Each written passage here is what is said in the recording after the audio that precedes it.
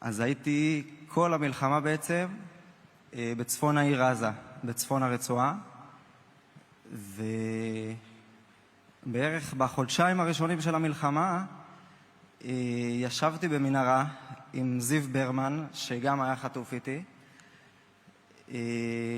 וכפי שאתם יודעים, צה"ל נכנס בכל הכוח לעיר עזה בתחילת המלחמה, ובאחד הלילות שם במנהרה התחילו פשוט הרבה הפצצות מעלינו, וכל המנהרה רעדה, וחשבנו שהיא הולכת לקרוס עלינו, אני וזיו. וחשבתי לעצמי בראש, מה אני עושה, איך אני מנסה להירגע ממצב כזה קשה. אז התחלתי לשיר פשוט שירים של אייל גולן, וזיו ברמן הצטרף אליי, ולרגע באמת שכחנו שאנחנו בעזה לכמה רגעים, וזהו. חוץ מזה,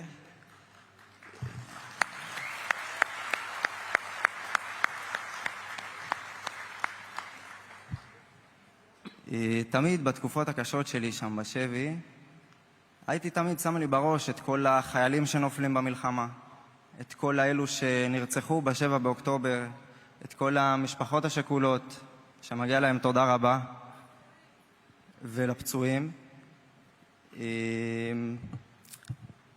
וכל כך רציתי ללכת הביתה, אבל ידעתי שהמלחמה הכרחית באמת להחזרת הביטחון לכל התושבים. אז פשוט הייתי אומר תודה על זה שנשארתי עוד יום בחיים. זה מה שנשאר לי לעשות, וזה באמת עזר לי. וזהו. ואני רוצה לומר תודה רבה לכולכם ולכל עם ישראל, למי שחיזק את ההורים שלי, התותחים, בזמן שאני הייתי שם בעזה 2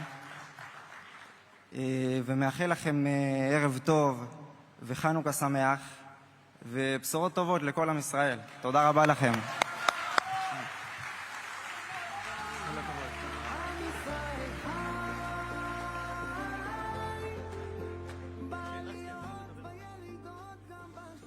טוב, שלום לכולם, ערב טוב. תודה רבה לשר ניר ברקת על האירוח. אני רוצה לאחל הצלחה גדולה לשר, לכולכם פה. והיה דבר אחד שאני עסקתי בו בזמן המלחמה, שאני חשבתי שהוא יועיל למדינת ישראל וגם לשחרר את כל השבויים שלנו בעזה. וזה לחזק את תודעת העם בזמן מלחמה. בזמן מלחמה מוטל על כולנו לשים הכל בצד ולעסוק אך ורק בביצורה של מדינת ישראל. אין שום מקום לאף אחד להדגיש את החיים הפרטיים שלו בזמן שהמדינה נאבקת על חייה. ואת הדבר הזה למדתי לא פחות ממתתיהו. אנחנו 5 ימים לפני חנוכה, ואני רוצה לקרוא לכם 5 שורות מהדברים של מתתיהו, כפי שנכתבו במגילת אנטיוכוס, שנכתבה בתקופת גאוני בבל לפני כ-1300 שנה. כך כתוב: באותה שעה כאשר ראו בני מתתיהו כי נהרג יהודה המכבי נפל בקרב, שבו ויבואו אל אביהם, חזרו הביתה למודיעין, ויאמר להם מתתיהו, למה שבתם? מה אתם עושים פה? יש מלחמה. ויענו ויאמרו, אשר נהרג יהודה אחינו, אשר היה חשוב ככולנו, המפקד שלנו נהרג. ויען מתתיהו אביהם ויאמר עליהם, אני אצא עמכם ואלחם בעמים, פן יאבדו בית ישראל, ואתם נבעלתם על אחיכם. יש עכשיו מלחמה, עם ישראל נמצא בסכנה, ואתם עסוקים באבל על אח שלכם? ככה מתנהגים בזמן מלחמה? בזמן מלחמה ובזמן שיש שבויים במלחמה, ויש מתח נוראי בין מאזן האימה של המשפחות ששרויות בגיהנום, שאין גיהנום גדול מזה, שהילד שלך בעזה בשבי ומענים אותו ואין לך מה לעשות, בין מאזן האימה הזה לבין מאזן האומה שחייבת לחשוב קדימה על הדורות הבאים, כדי שאיתן יהיה החטוף האחרון במדינת ישראל, כדי שאנחנו נהיה ההורים האחרונים במדינת ישראל שעוברים את הגיהנום הזה, שלא יקרה יותר לאף אחד. בשביל זה חייבים לנהוג באחריות לאומית, להשיב את כל החטופים באופן שלא יפגע בביטחונה של המדינה. אני רוצה לאחל לכולנו שאת הרוח הזאת ששאבנו מתוך המלחמה ושאתם תמכתם בה מאוד מאוד, את הרוח הזו ניקח להרבה הרבה שנים קדימה כדי לשגשג ולבצר את המדינה האהובה והיחידה שלנו. אמן ואמן. מילים כדורבנות, תראו. בוא נעמוד פה, ניתן לכם איזה כאן שיצלמו אותנו. בוא לפה.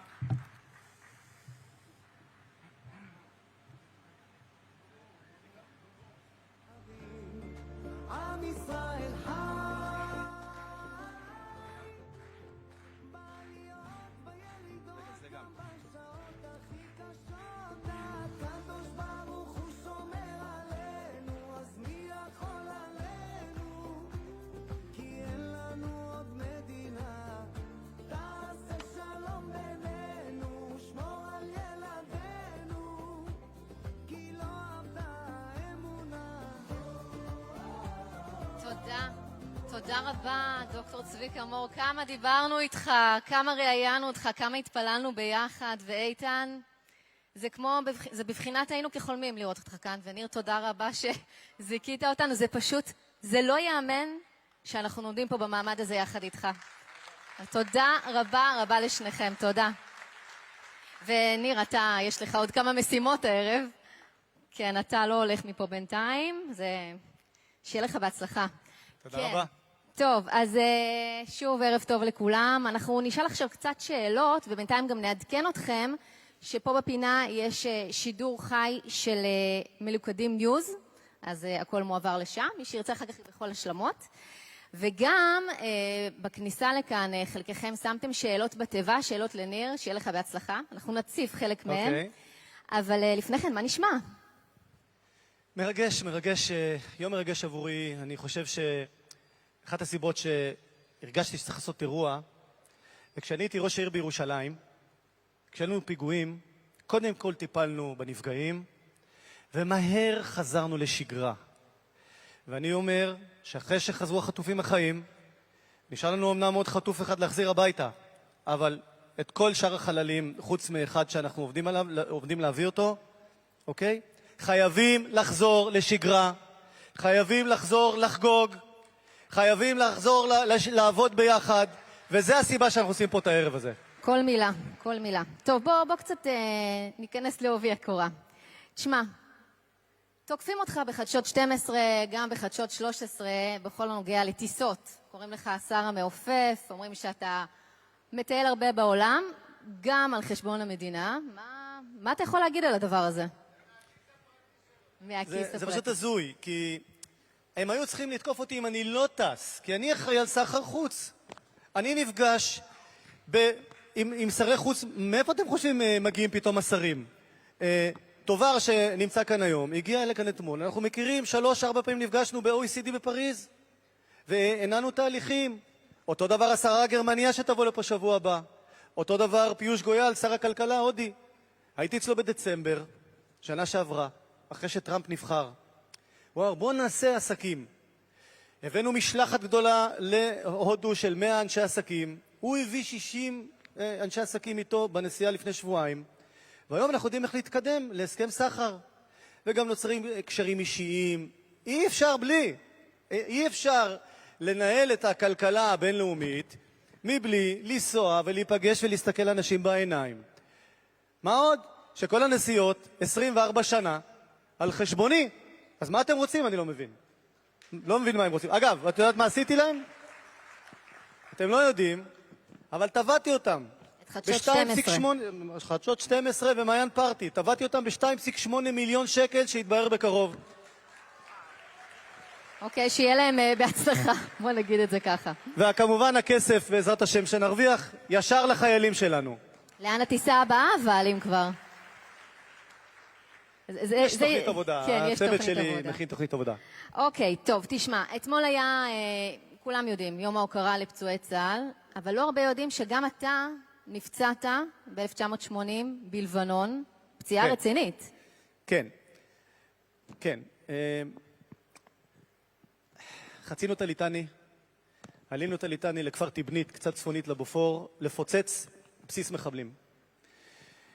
הייתי אז מ"מ ב-890 במסייעת, פוצצנו את הבית הראשון, השני, בדרך לשלישי, שהמ"פ שלי הולך 3 מטר לפניי, חטף צרור ממחבל שהתחבא בתוך חבית. אני ראיתי אותו, הוא נהרג לי מול העיניים, אף ימינה, ואני התחלתי לראות עליו, היה לי מעצור בנשק, השכבתי, תפעלתי מעצור ראשון, שני, יש פה חירניקים. זרקתי רימון ראשון, רימון שני, וקמתי להסתער. פגעתי בו, אבל הוא הצליח להוציא צרור מהבור, ומטווח של 1.5 מטר חטפתי כדור, נכנס לי פה ביד, יצא פה מהגב, פגע לי בריאות, יצא לי דם מהפה, והייתי מנוטרל. אתה זוכר את הרגעים האלה? אני זוכר כל שניונת.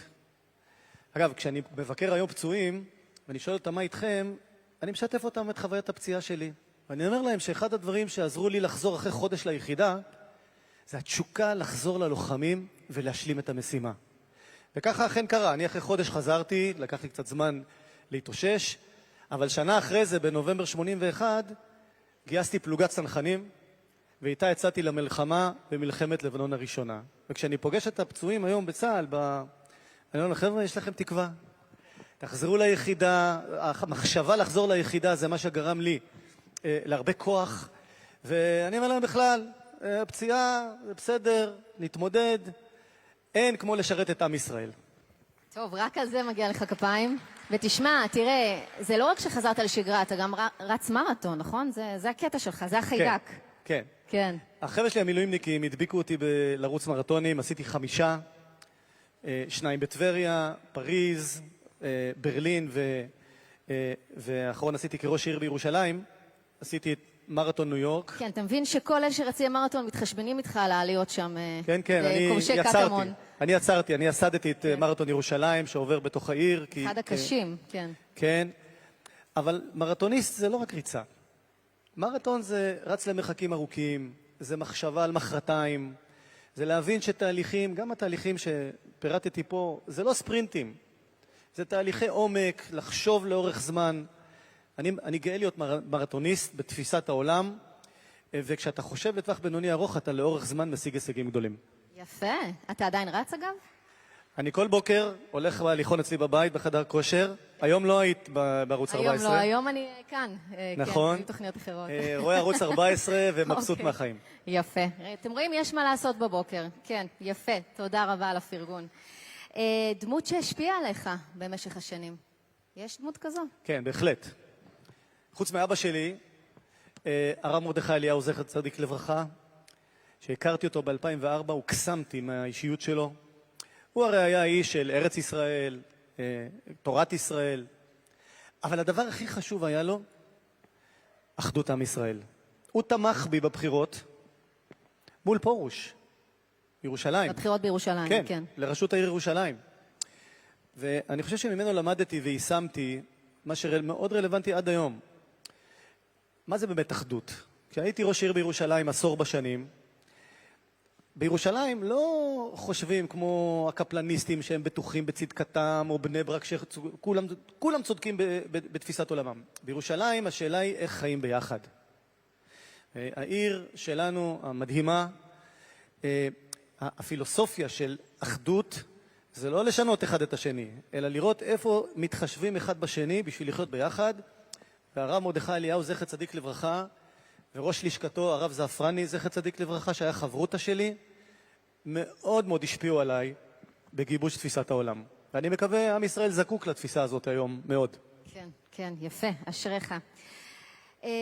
תגיד, בשולי הדברים, מה אתה צריך את זה? את כל הפוליטיקה, היית יושב ראש צ'ק פוינט. במה חטאת שהגעת לתחום הזה? כתבות בחדשות 12, בחדשות 13, שאלה מצוינת, התשובה היא פשוטה. אני לא חשבתי שאני איש ציבור.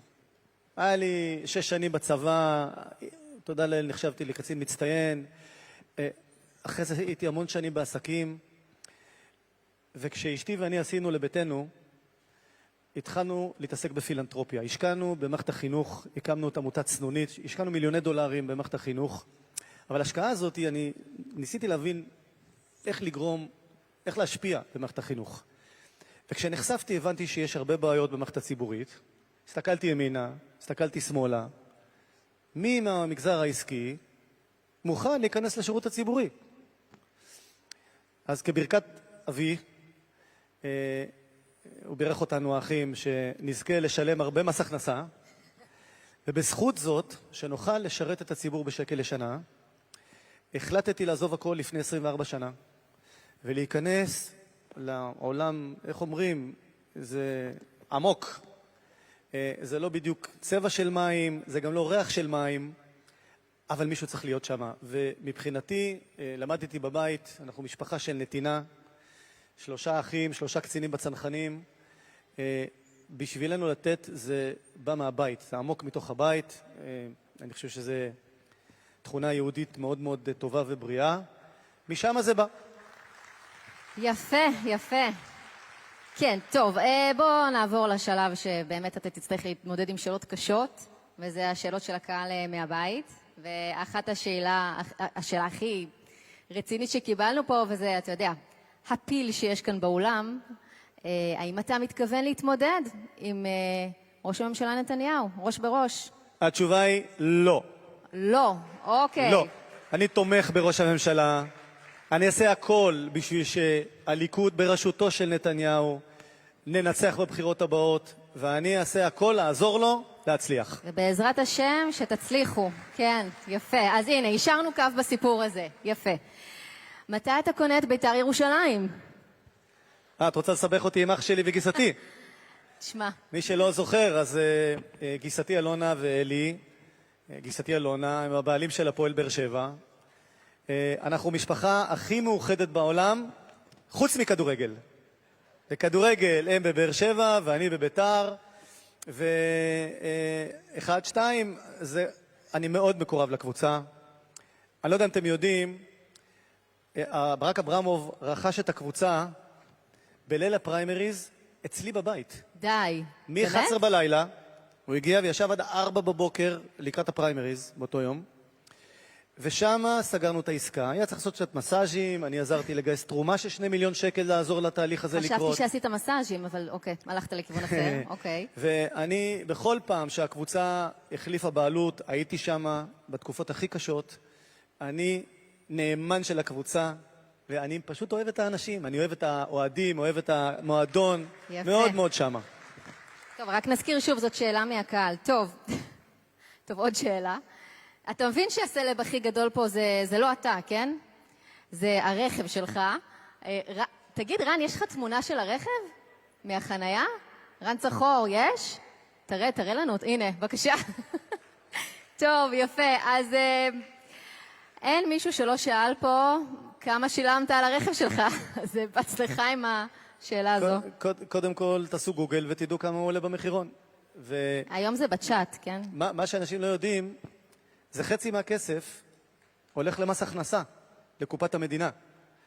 אני זוכר בישיבת הממשלה, אמר לי, איכשהו הנושא הזה עלה, לא זוכר איך, ואמר השר סמוטריץ', תודה שנתת לנו חצי מהכסף הזה לקופת המדינה. סגרתם דיל תוך כדי, אני מבינה. לא להגזים, אבל בשורה התחתונה, שוב, זה מכספי הפרטי, אני לא מבין מה רוצים ממני. אבל זה שווה את זה? זה שווה? זה נוח? הלוואי והחלטתי לקחת כל אחד פה לסיבוב. יפה. טוב, יפה, ניר, אז תודה רבה. תודה רבה. רוצה להגיד עוד כמה מילים לקהל? שאני אוהב אתכם, ואני אוהב אתכם, ונתראה בפעם הבאה.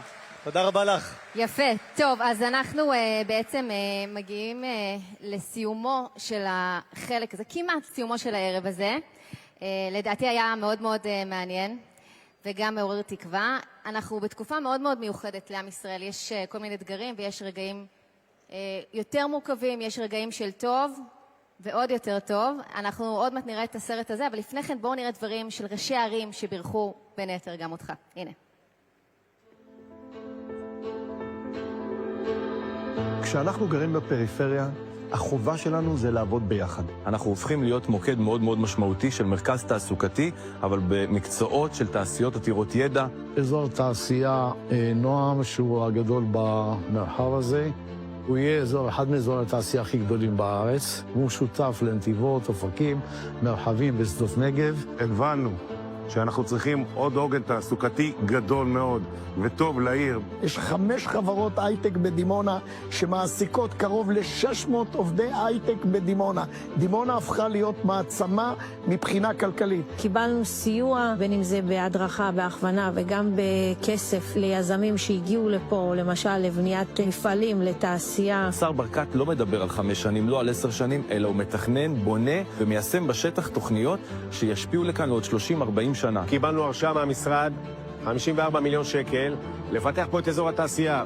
אם מדברים על תקומה אמיתית, אז זאת תקומה אמיתית, להמשיך לבנות ולהקים פה גם דיור, גם מסחר בתעשייה, הייטק, לואו-טק, כל התחומים, משברים, יוצרים, אתגרים עבור הרשות, אבל בעיקר נותנים את ההזדמנות לפרוץ ולהתפתח בכל התחומים. ואנחנו מביאים לפה עכשיו אלפי מקומות עבודה חדשים לגמרי. אנחנו הלכנו למקומות שיש לאילת יתרון יחסי, כמו כל הנושא של חקלאות ימית, ביוטכנולוגיה ימית, שאנחנו כבר רצים קדימה. יש פה מפעלים מסין, מארצות הברית, מכל אירופה. זה יהיה פה משהו ענק, פי 4, פי 5 מה שיש היום, מכיוון שהאזור הזה הוא הוכיח שהוא טוב, שאנשים רצים להגיע, אין לי ספק שיהיו פה השקעות גדולות באזור הזה. משרד הכלכלה עשה שינוי בתפיסה של לשנות ולקצר תהליכים, ורואים את הזמינות עבור כל הערים. משרד הכלכלה יש בו אנשים מצוינים, הם נרתמים ממש על מלא, והם יושבים איתנו גם בתכנון, גם בפיתוח,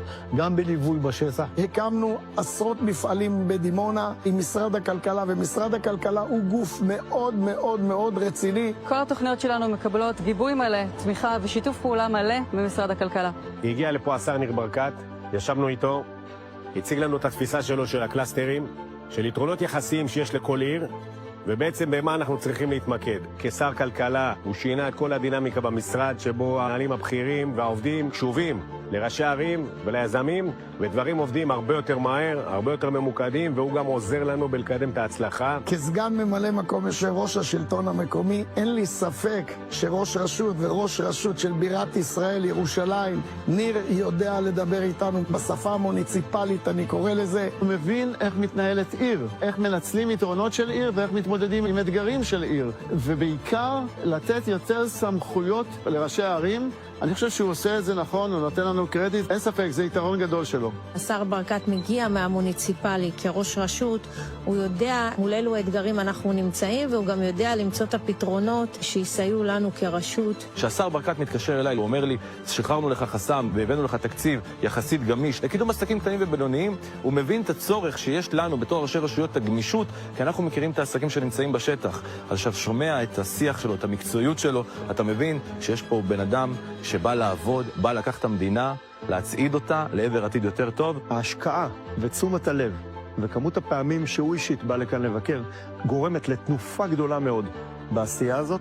הוא גרם לצוות להיות ביחד למען ראשי הערים, למען הציבור. אתה מרגיש את זה כאדם שהיה ראש רשות ומבין מה זה. כשאני צריך אני מרים אליו טלפון וזה קורה. והלוואי וילמדו ממשרד הכלכלה איך אפשר לבוא, ללמוד מהשטח, לעבוד בשיתוף פעולה ולהביא פתרונות אמיתיים שמייצרים מציאות הכי טובה שניתן. כל מי שבא ממוניציפלי, קם בבוקר, מקבל החלטה, והוא צריך לדעת להביא את זה לידי מימוש, אז הוא מבין שצריך לקום בבוקר, לרצות לעשות, להירתם, להשקיע, ומי שמשקיע מצליח. תמיד ניר מעוניין לשמוע כל פעם שהוא מתקשר, או שהוא מגיע, להרים טלפון, להגיד, תשמע, אני נמצא באיש אזור, אני קופץ עליך. כשאנחנו יושבים, אני מבין אותו, והוא מבין אותי, קל מאוד לעבוד איתו. הוא איש חכם מאוד, הוא איש חזון, הוא מסתכל רחוק, הוא מסתכל גבוה. אדוני השר, תמשיך בפעילות שלך, כי אני חושב שאתם עושים עבודה יוצאת מן הכלל. שא ברכות ותודה רבה לך, ניר. הוא מבין עניין, הוא מקדם את הדברים לפי ראות עיניו, אבל אני עדיין חושב שמקומו במשרד ממשלתי אחר, אני מקווה מאוד שיהיה באוצר. טוב, מיד יצטרף אלינו האמן המקסים, ששון שאולוב, אבל לפני כן יש לנו ברכה מיוחדת מכבוד הרב שלום ארוש, מוקדשת לכל אחד ואחת מכן שהגעתם אלינו. אז הנה.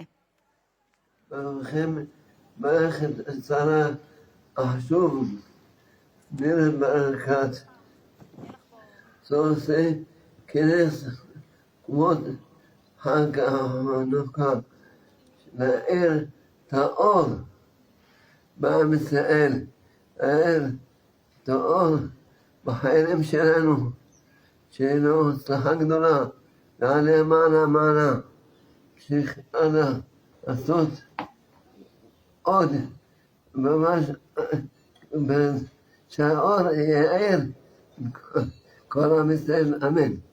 ועוד יותר טוב, יצליח. אמן.